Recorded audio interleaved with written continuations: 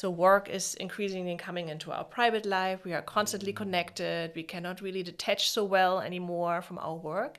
And that makes it really hard to recover from stress, from work stress and our work demands.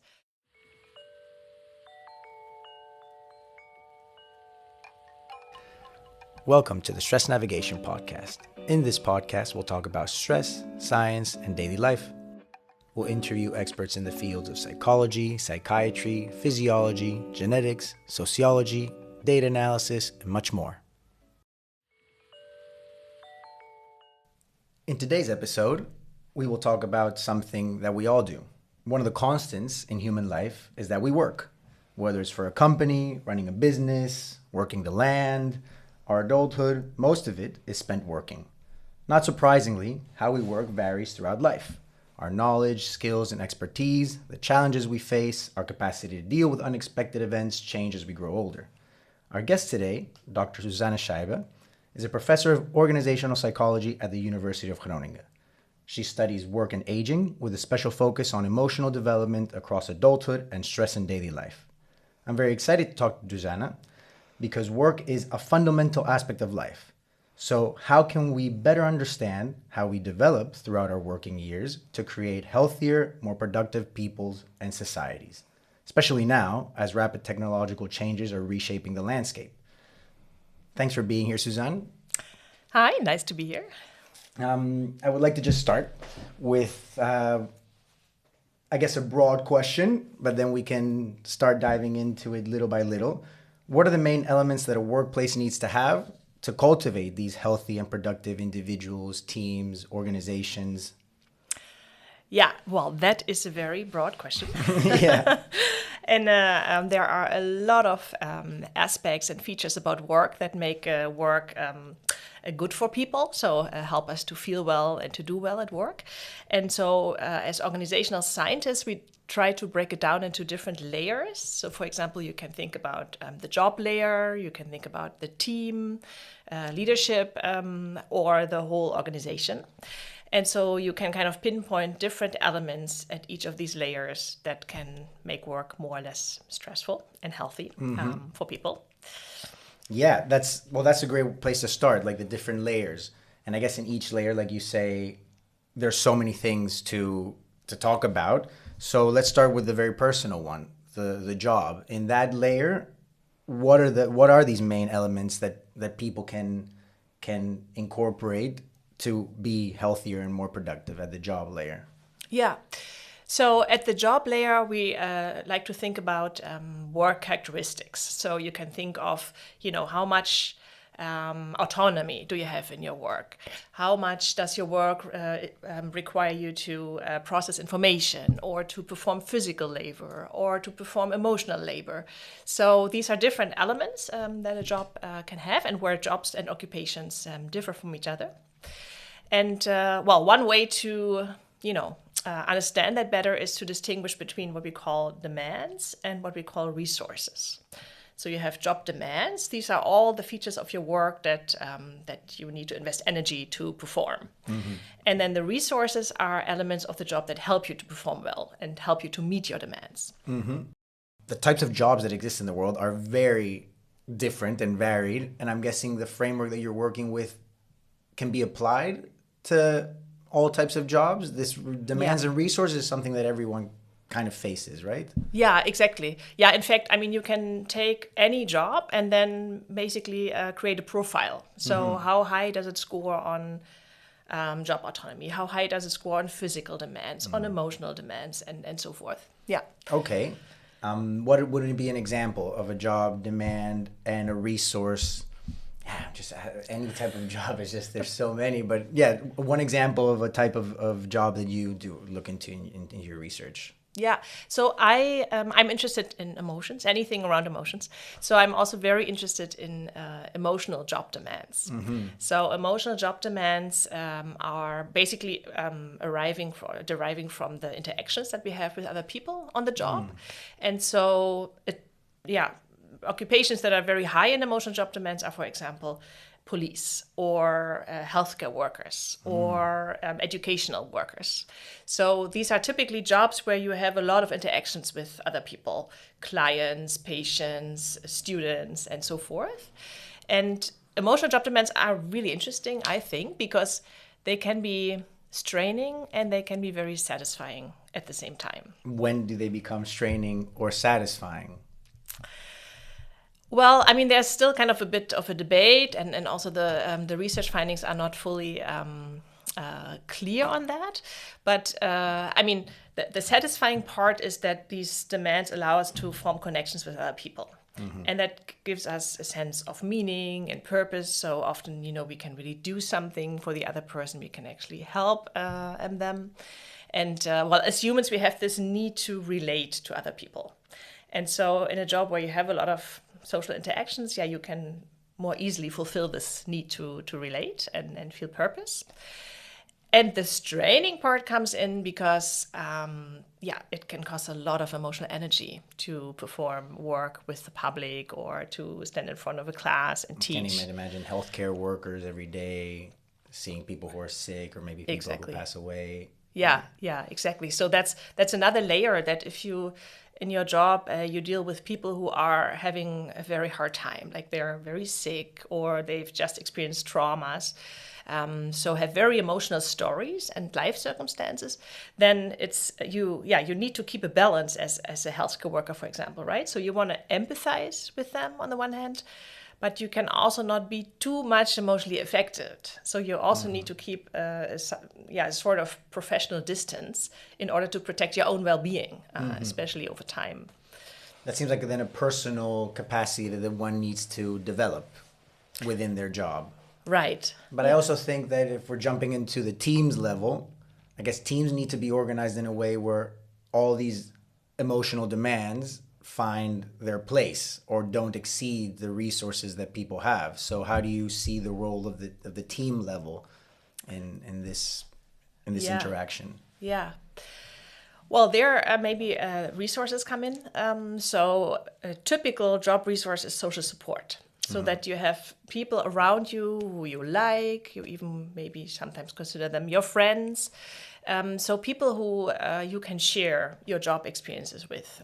So for example, there's really interesting research that, if you're working with a client or a patient, then often you have to keep your professional distance, right? You cannot be too authentic, and you have to sometimes hide your emotions, and that is very stressful. But then if you have a team in the background where you have good relationships and maybe even conscious moments where you're sharing, like an intervision or just during the break. So if you can be very authentic with your teammates, well, that helps you to stay well in the long term. Teams that offer social support, like you say. Right. Yeah. And if we keep going up at the organizational level, what would be the difference between the team level and the organization in terms of what they can offer individuals on the job? Yeah, so if you think about the organization, then often you think about the climate that the organization have. And so there are organizational climates that, for example, are very competitive and others which are very collaborative. And so, for example, if you have a more collaborative organizational climate where, the focus is on working together, joining forces to reach our work tasks, well, that is that really helps people to do well and reduces their stress. And like the opposite example is a very competitive organizational climate where you have to be better than your colleague in order maybe to make promotion or to get positive feedback. Well, that is an extra layer of stress that comes on top. So in that sense, the organizational climate can help or hinder how well we're doing in our job. Yeah, I'm seeing how immediately complicated it gets because there's so many, even within just one job, we take the example of a teacher, right? Then there's so many types of people who might be doing that job that also have their own emotions, their own life stories, and there might be so many types of schools, ones that maybe are more results driven or more competitive, one that are more communal. How do you approach studying this? how do you draw out all the points, all the connections between the points? Well, I think it's very hard to study all of these layers in one research project. So you have to break it down, right? So for example, you do research in one organization, and then you focus maybe more on the individual factors. I mean, people have different functions in the organization, different work tasks, so then they can vary in terms of how many demands and resources they have. But if you want to really compare organizations, well, yeah, you need that's very difficult to study, because ideally you want a lot of organizations then in your sample. In your experience, are organizations open to being studied and to evaluate the well-being, the stress levels of their workers? Well, I think they are really interested in understanding stress and well-being at work much better, and how they can, support their employees. But at the same time, it's very hard to fit in a study. If you, for example, have very high workload, like say in a hospital, and then to have people fill out surveys, and maybe even like the research that we like to do in Stress and Action, where we ask people multiple times throughout the day to, give us like ratings of their experiences. Well, that is very hard to fit into a busy schedule, and so that is. Yeah, it's a trade-off, and it's a difficult balance to make. Ideally, as researchers, we would like to ask so many questions and to ask people multiple times a day, but then in reality, there are some practical constraints. Of course. But we do it because ideally, I guess I'm making this assumption, and you can correct me if I'm wrong, but the more stress or the more the demands outpace the resources that we have to handle them, the less productive we are and the less well-being we have. Would that be a correct statement? Yeah, that's correct. So we have this basic model in organization psychology that job demands, they lead to strain.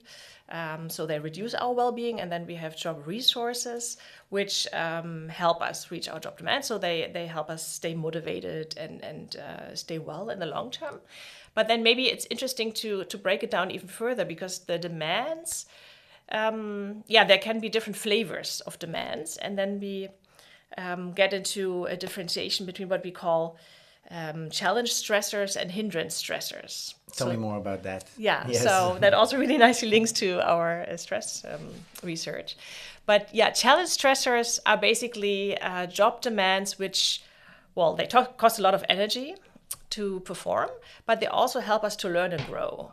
So for example, take workload. So if you have a lot of tasks to do, but they're very meaningful tasks, well, that can be straining, that can be costly. You're maybe exhausted at the end of the day, but they also give you a lot of insight, and maybe you learn to become better on the job, and they help you to achieve a lot.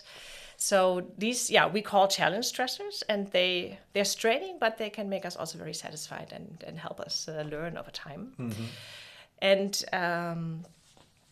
And then you have the hindrance stressors, and the hindrance stressors, they're also very stressful, but they don't have this side benefit. So we really want to avoid them. And they seem like they just take your time. They just take your time. And a typical example is role conflict. So you don't really know what your role is. So you're kind of very unsure. Should I work on this task or on that task?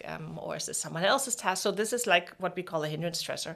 Or another typical one is red tape. So if you have so many administrative tasks that you really wonder, what is the sense of this? This is really keeping me from my core work tasks. So that is stressful, but in a negative way, if you will. Yeah, it makes me think of a metaphor of, especially with these challenge stressors, but you could also apply it to hindrance, where I think it was David Bowie who said it in an interview once. It's like, if you really want to progress, you need to have the water kind of up to your neck. Yeah. It doesn't need to be above your eyes or really close to your nose. If it's just at your belly, you're not really growing. But then we do enjoy those, or maybe many people enjoy those challenge stressors where, the water's up to their neck. It's kind of a bit hard to swim, but you know that you might learn something and get somewhere different And Yeah. you're not too comfortable, but You're challenged. but you're That's challenged. where Yeah. the name comes from. And then a key aspect of your research is aging and differences in how people experience all these stressors, all these demands. Do you see any differences throughout the aging process, throughout life, in how to handle all these demands and the resources we have?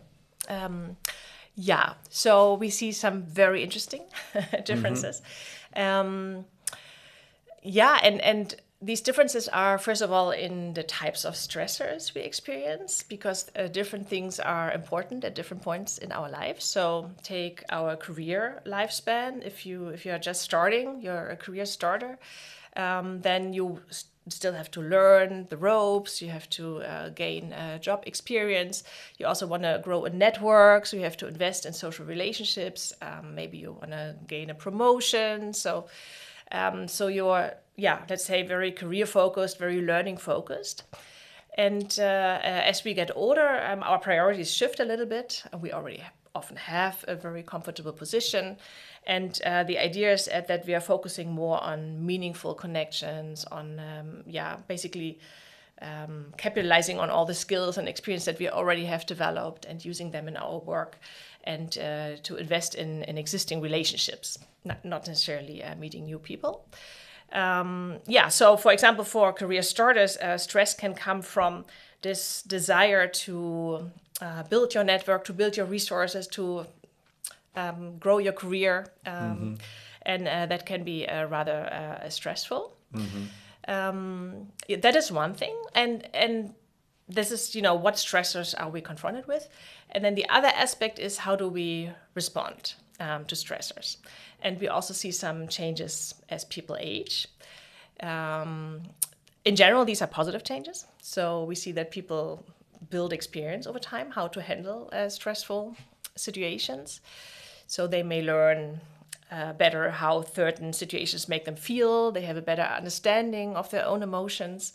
And they may also learn over time how to deal with their emotions. What are kind of good strategies that work for me? So, for example, I had a very stressful work day. Rather than maybe meeting a colleague and talking about work, you're trying to really detach and really get a distance to work in order to you do something recover, that you hopefully. like because Exactly. you've been doing it for many years. Yeah. It's interesting that you say that you find a lot of positive changes, because I think that maybe the general notion in society is that you get older and you get kind of worse. Yeah. And things go a bit worse. And actually asked Anouk, our producer, to answer a little question about that, and I'm just going to play it for you, and then we can discuss from there what she says. The question is about kind of myths of aging. So what we believe in society that maybe your research has debunked, and Anouk brings one that I think is interesting. So here's Anouk. All right. What are some myths about people as they age, about older people, that you've heard? Most times I hear that older people are not capable to comprehend digital technologies or to use it in their day-to-day lives. But I actually do think that people who are of a bit of an older generation, they are very, they use it every day. So they are very capable to do that. And of course not everyone, but I don't think we can say everyone isn't able to. That's a great answer. Thank you. So I guess it's kind of, you can't teach an old dog new tricks, is maybe what Anouk is saying here. What do you think about that? Does your research have anything to say? Well, so there's a lot of research about, what do people think about aging and what is actually going on as people get older. And I think you're hitting a little bit of a nerve on the one hand, but also not fully. Because, there are a lot of negative stereotypes about aging, that older workers are performing less well, that they're not as creative as young people, that they're emotionally unstable, not resilient, they're amenable to, or they're susceptible to imbalance between work and non-work. And, most of these are not true. However, there is one consistent finding that relates to the motivation to train, to participate in training. And I think this touches a little bit on this learning experience.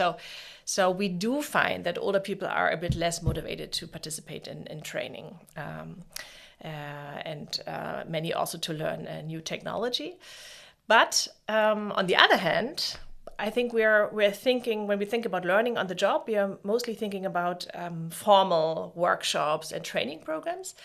But we also know that most people learn on the job. So not by going to a workshop, but by actually using the tools in their daily work. And so we suspect that older workers learn more on the job than going to trainings. That's the one answer. And then the other aspect is that what is true is that older people become more selective in terms of what to invest their energy in. Of course. And I noticed it at 30 as compared to 20 already. So. Exactly. Yeah. So maybe you may have like a young person and there's a new technology on the market, new AI tool, and they're all on it and they're so excited, enthusiastic. Whereas an older person would maybe sit back and think about, is that useful? Mm-hmm. Does it really help me? And only if they feel like, that really helps me, I really need that, then they would be motivated to invest in that.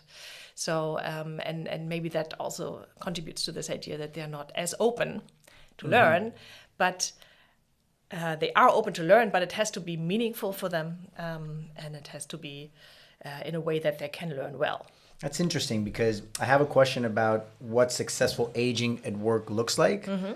And I'm getting from what you're saying that tailoring the learning or the development to the age group or to just someone's meaningful, what people find meaningful is important. Is there a clash between what a worker might find meaningful and what employers might expect from workers? I think there can be a clash if organizations are becoming too focused on effectiveness, efficiency, and productivity. And they're losing sight of what is good for people. So we also talk about human-centered work, right? So work that... What does this mean? Yeah, human-centered work means that is work that is aligned with our basic human needs. So we know that people have certain basic needs, such as they want to feel competent, they want to relate to other people, they want to experience autonomy.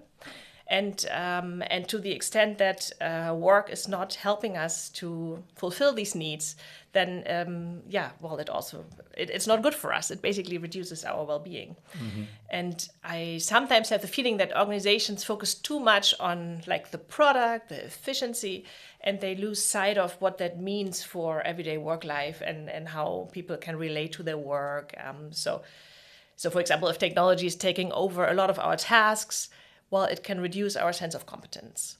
Or if technology leads to much fewer interactions with other people, like now we all work remotely, right? So it's harder to relate to other people.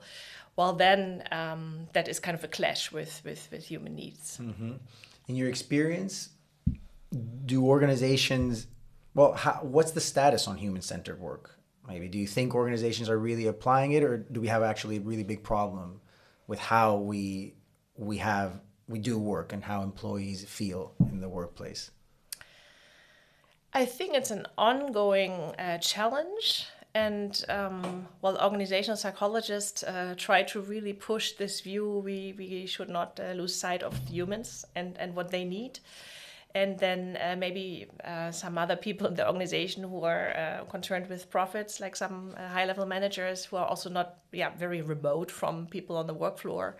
They may prioritize profit and efficiency. And it depends. Some organizations, some occupational sectors are more on the efficiency side. Others, I think, are more on the human-centered side. So it's a tension. But I do see kind of this development recently. And I mean, we see mental health issues rise, right? Mm-hmm.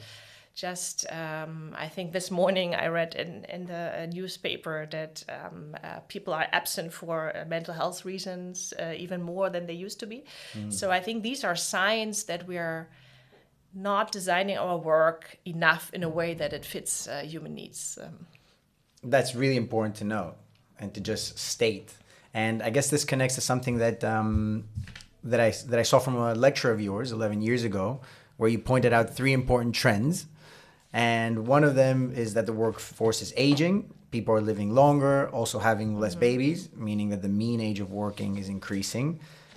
More people are needed in the service sector. That's a specific aspect. And that also an aging workforce means more retirees, and more countries need to financially sustain all these retirees, but it's becoming harder to afford this, and there's more pressure for the aging population to work.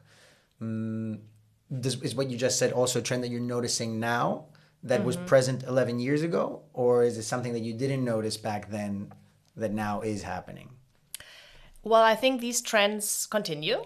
So we definitely have an aging workforce, right? So lower birth rates, fewer young people moving into the workforce. We definitely saw a shift in how long people are working. So retirement ages have increased recently. And also not only like legal retirement age when we should retire, but also the actual retirement age has increased. I think it's now around 66, and it used to be more around 62 10, 15 years ago. We also see that work is changing. Just the last couple of years with the AI tools which have entered the market. So these technological developments, they are really changing how we work. I mean, we experience that ourselves in our job as researchers. Totally. Right? So I just recently went to this workshop, how to use AI tools for our research. And I noticed that around me, all of us are using these tools way more often. And it's fun. It's great. They really help us. But they also, you need to be very careful to not overdo it, and to still kind of, keep ownership over your work to fulfill this need for competence that we also have. Interesting. So how the new technological landscape might affect the human-centered work that you're dreaming of, that you're working towards.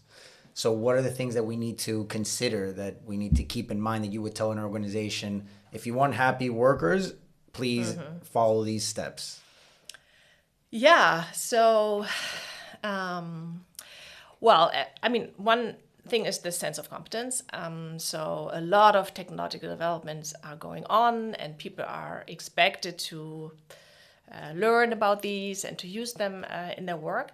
And one important aspect is to give them the time to do that, because if we are increasing our work pace, and in addition to that, people have this demand to just keep, going to workshops and learning these new technologies, at some point, the demands are imbalanced with the resources, time and energy that we have. And the other part is, think about how these tools change social relationships.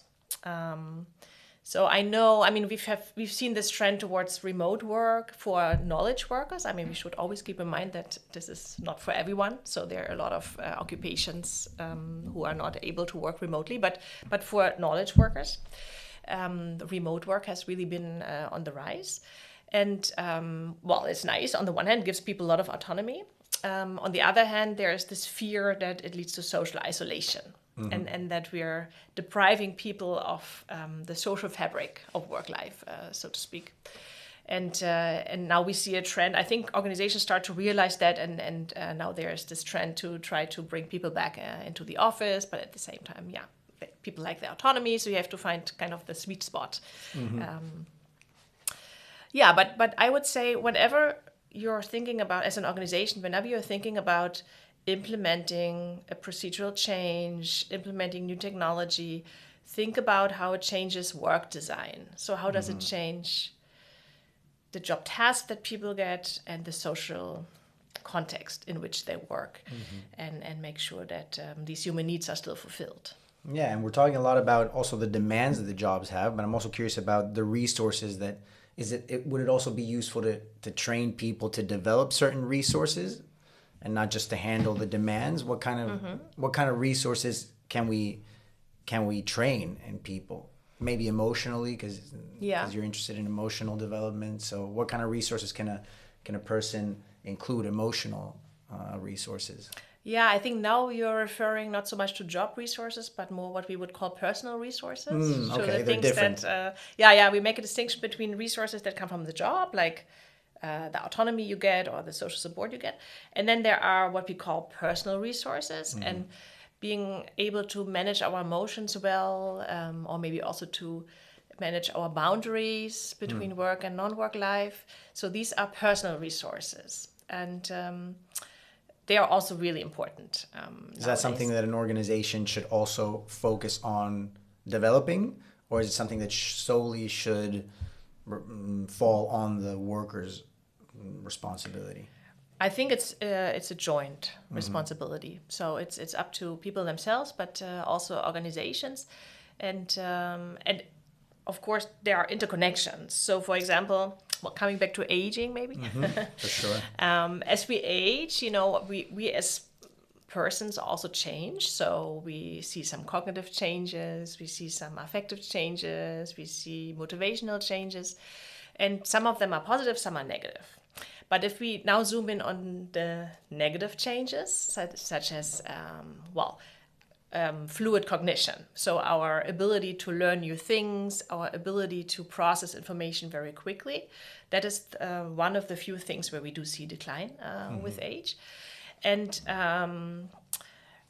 so, well, workers can react to these changes by, for example, trying to find new tasks or trying to find compensatory means. And organizations can help workers by, for example, giving them autonomy.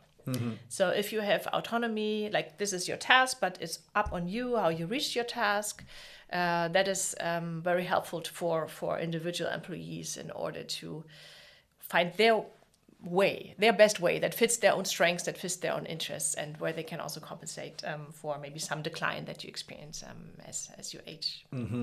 I like that you keep coming back to autonomy, because I also feel it personally, that just being able to handle your own time is such a predictor of success in general, and to reduce stress. People who have to do this at this specific time, at this specific place, of course it depends on the job, but as long as you're doing something because you feel that you want to do it, it just makes life much better. Yeah.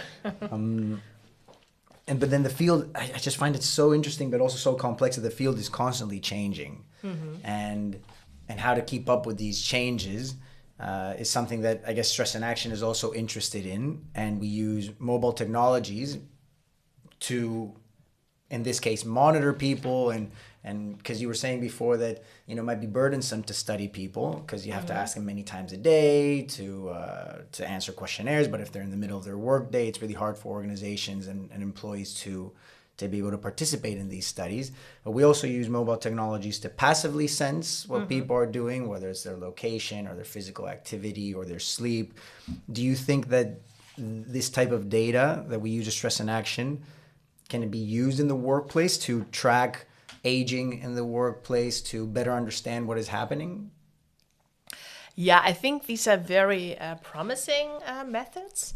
Because they allow us to better understand what exactly older people are doing. So we talked about that older people tend to have higher emotional resilience. They get better at managing their emotions, and I think being able to track people, in a more fine-grained way, helps us to really understand what it is. Is it that they experience different kinds of stressors, or is it that they respond differently to stressors? So that is very helpful. And also, we haven't talked about that as much, but there are limits to older workers' emotional resilience. So there can be situations where the emotional advantage that comes usually with aging vanishes or even reverses. And these are the high stress, chronic stress kind of contexts.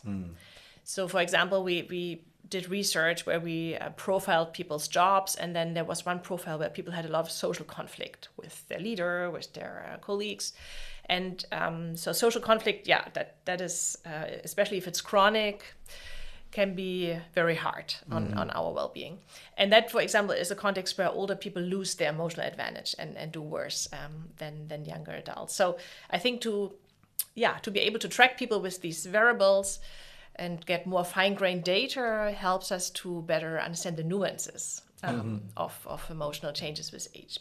But I do believe we also need to ask people. So just using the passive sensing will not give us the answers. I agree. It's so hard. Because what is meaningful to a person won't be seen in their sleep data or their physical activity data. Right. You really need to sit down with someone and ask them what is meaningful to you and how can we better support you, your tasks, your role in this place. And especially, I think one of the major strategies that older people use very well is what we call positive reappraisal. So giving a situation a different meaning, a more positive meaning. And that, you cannot get that data with just passive sensing, the sense-making processes that are going on in people's minds. For sure.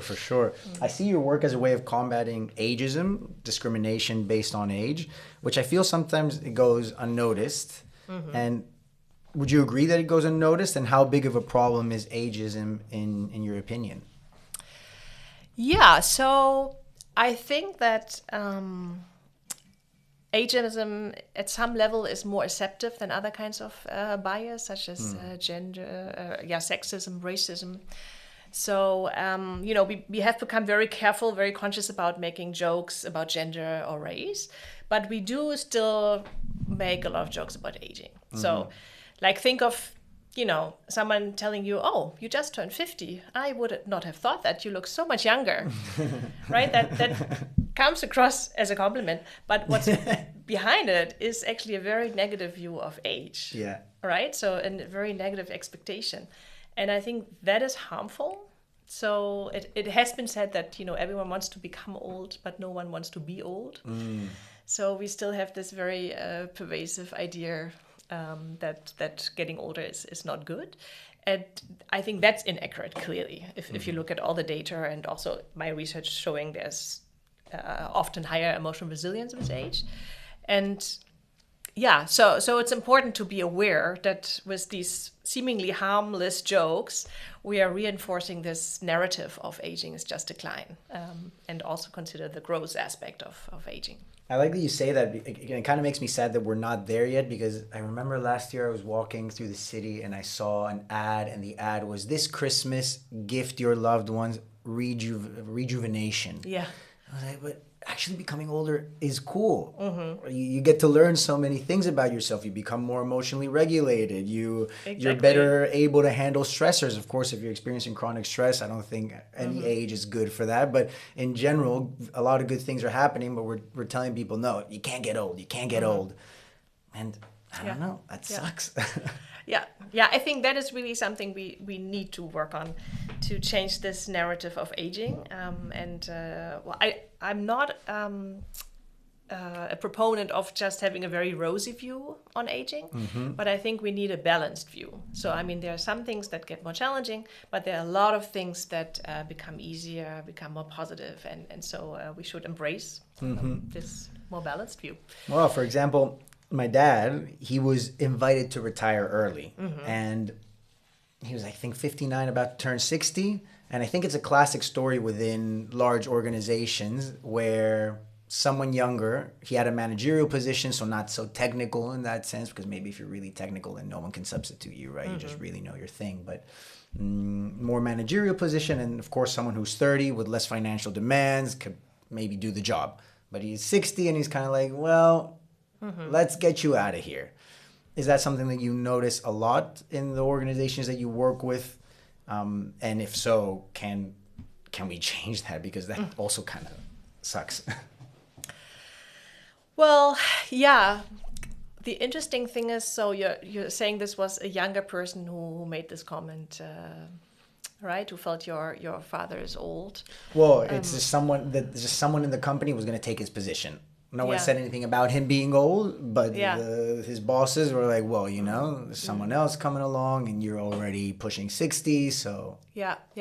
Well, I think this is the result of the ageism that we still have, what we just talked about, right? So that, and especially younger people have this view of older age as, decline, People not able to perform as well, which the data show is not true. So job performance does not decline as people get older, and even some aspects become more positive, like organizational citizenship behavior. That's one of the aspects of job performance that we often forget about. So not your core job task, but how do you help your co-workers be more effective? Kind of structural support around the organization. Right? So you're seeing a colleague who is struggling with a deadline, and then you offer your help, right? It's not part of your task description, but it helps the whole team become more effective. So this is what we call organizational citizenship behavior. And there we even see an increase with age. So people do show this more as they get older. But if we think of performance, then we don't think about these aspects. We think about how well can you do your core job tasks. So I think these negative stereotypes we have about aging, they lead to such managerial decisions. We want to replace you. On the other hand, I do see the point that older personnel is a bit more costly. Right. Also in our university system, we have this age-based pay. So every year you tend to earn a little more. And if you put that together with the stable trajectory of job performance, well, from an economic perspective, I can kind of see how that creates a sense of disbalance, right? So we get someone who's maybe not more competent, but equally competent, and then they're... Pay them less. Yeah, pay them less. But then I guess that's what human-centered work is about, because if we're aware that as we age, then maybe our financial demands are higher because we have families, we have more responsibilities, in the sense just higher cost of life, then it feels, at least I'm going to say, strange to go against that and then say, okay, you need more now, you're also the one without the job because precisely you need more. And yeah, I guess it's getting more into, if we're going through the levels, job, teams, organization, and then we go like society and policy, it's getting into a whole other world. Yeah. That maybe for the topic of today, we can leave it for another time. But this is also something that participates in the whole interaction between the levels. Right, yeah.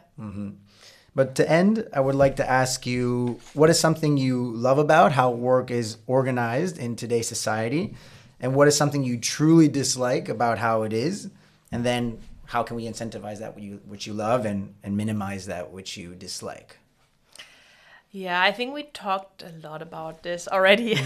So maybe as a summary, maybe circling. As a summary. Yeah. So, I mean, I do like that physical job demands have decreased historically. Emotional job demands have increased, right? So I think that's really nice because it allows you to interact a lot with other people, focus on others, making connections. I also really like that work has become more flexible, like, for example, with the increase in remote work and hybrid work, that there is more flexibility.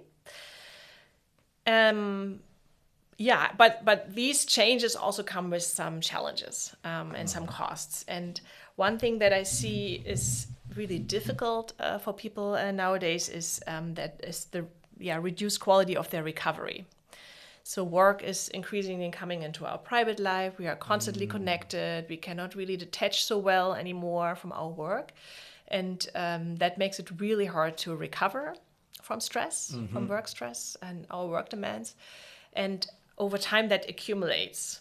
And that is, like, I think the biggest challenge. How in this hyper-connected world, how can we create moments where we disconnect from our work and other demands and to get really high-quality recovery? Do you have any ideas about how to do that? Well, I think it's on the people and it's on organizations and larger society. For people themselves, there's good, solid research evidence that people can manage their boundaries. So use certain strategies to create stricter boundaries between, for example, work and non-work Blocking life. the email app. Exactly. Yeah. Using maybe even a different phone for work and for private life. So kind of removing the digital cues that are about work from your private life. Creating physical boundaries. So, for example, if you are working at home, have a separate room where you work versus spend your leisure time. Or if you don't have an extra room, then at least put away your laptop, put away all the work materials. Don't let it be there, because these are constant cues that remind you of your work. Yeah, so these are some individual strategies that we know are effective and work. And organizations also really need to support it. So if there is this expectation that you respond to your work emails any time of the day, then that is not really helping our recovery. So yeah, organizations are already experimenting with shutting down the server after work, or trying to establish norms about when do you email each other, so only do it during the core work time. But it's not very pervasive yet. So it's just a handful of organizations that are trying out these ways. But I think that is a challenge for the future. Okay, well, I think this was a very interesting episode, and I feel that everything you said just made sense, and I feel that it should be just more common knowledge to think about age like this and to think about work in this interconnected way. So I really appreciate that you laid it all out for us today. So thank you, listeners, for being here. Thank you, Susanne, for being here, and we'll see you in the next episode. If you want to know more, go to stressinaction.com. Thank you very much.